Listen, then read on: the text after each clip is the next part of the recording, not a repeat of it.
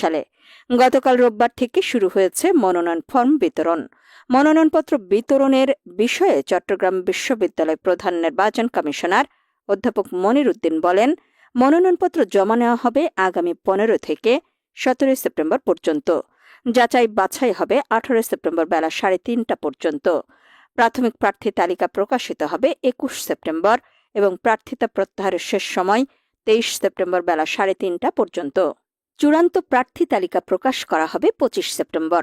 চাকসু নির্বাচন শুধু একটি ছাত্র সংগঠন গঠনের প্রক্রিয়া নয়, বরং তা বিশ্ববিদ্যালয় রাজনীতির ভবিষ্যৎ দিক নির্দেশ করে। শিক্ষার্থীদের অধিকার আদায়, ক্যাম্পাসে স্বচ্ছতা এবং গণতান্ত্রিক সংস্কৃতি গড়ে তুলতে এই নির্বাচন গুরুত্বপূর্ণ। তবে বিশ্লেষকদের মতে দলীয় রাজনীতির প্রভাব ও নির্বাচনকালীন সহিংসতার আশঙ্কা বড় চ্যালেঞ্জ হয়ে দাঁড়াতে পারে। চট্টগ্রাম বিশ্ববিদ্যালয়ের শিক্ষার্থীরা এবার চাকসু নির্বাচনকে ঘিরে পরিবর্তন